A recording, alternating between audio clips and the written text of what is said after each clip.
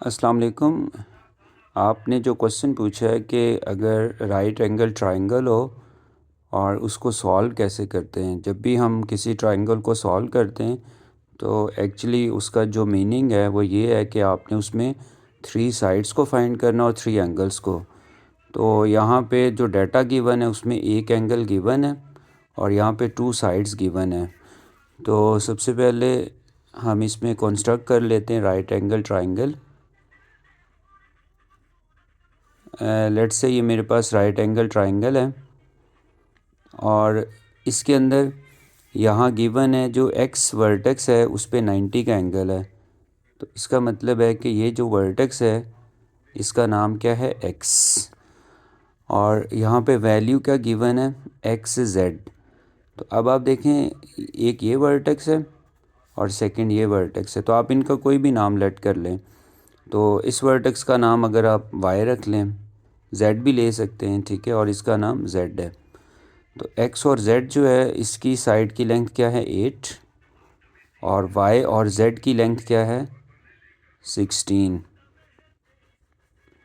और यहाँ पे ये भी इंटरेस्टिंग एक पार्ट है कि यहाँ पे अगर आप जेड का नाम यहाँ पे लिखते तो वाई का नाम यहाँ पे लिखते, फिर भी ऐसा इशू नहीं आएगा, क्योंकि इसमें देखें ये जो साइड दी हुई है ना 16, ये 8 से ग्रेटर है। तो आपको पता है जो हाइपार्टिनियस की लेंथ होती है वो ग्रेटर होती है बेस से और परपेंडिकुलर से।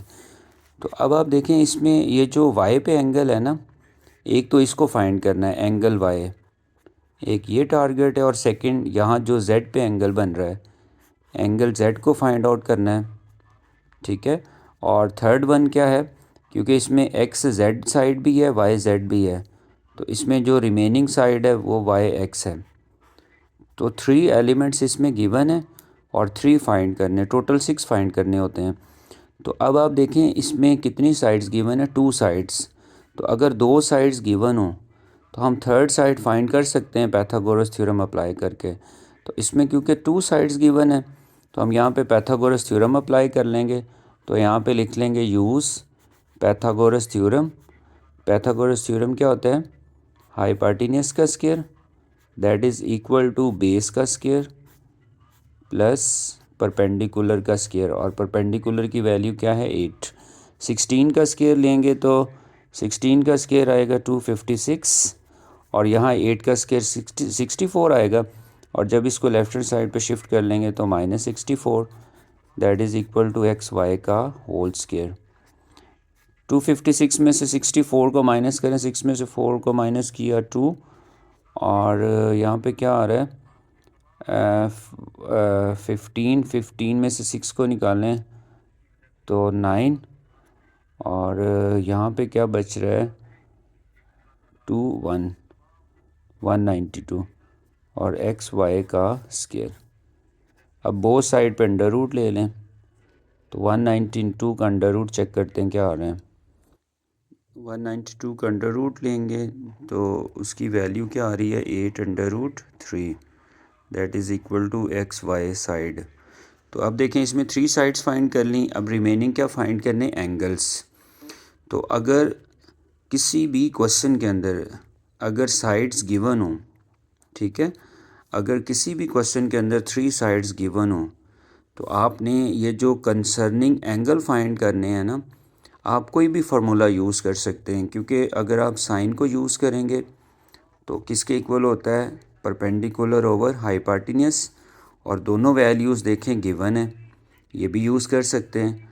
और फिर अगर कॉज अप्लाई करना है तो करली ब्राउन मतलब बेस ओवर हाइपार्टिनियस, ये भी यूज़ कर सकते हैं क्योंकि दोनों साइड्स गिवन है। फिर थर्ड वन क्या है, टेन परपेंडिकुलर ओवर बेस। तो अब देखिए ना, इसमें 3 की 3 साइड्स गिवन है, तो आप इनमें से कोई भी फार्मूला अप्लाई कर सकते हैं, ठीक है।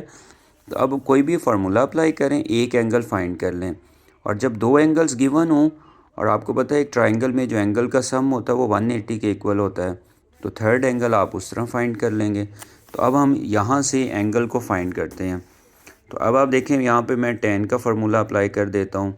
तो यहाँ ये इस y के अकॉर्डिंग लेना है, ये जो y पे एंगल बन रहा है, तो यहाँ पे क्या आएगा, tan angle Y equal to perpendicular divided by base.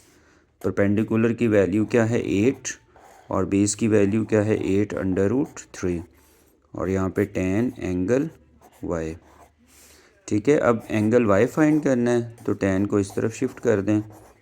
tan inverse 8/8√3 तो यहाँ से एंगल वाई आ जाएगा। तो इसको आप कैलकुलेटर से कैसे फाइंड करेंगे? तो देखें कैलकुलेटर के ऊपर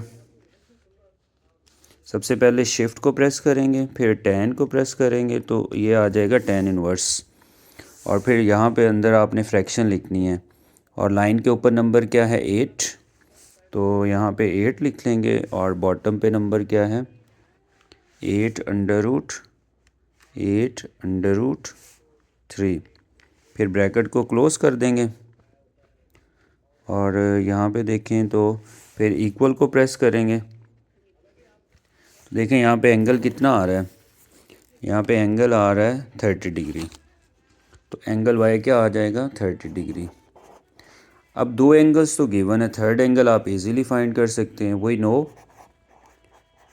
नो ट्राइंगल में जो एंगल का सम है वो इक्वल टू 180 है। Angle X plus angle Y plus angle Z that is equal to 180 degree.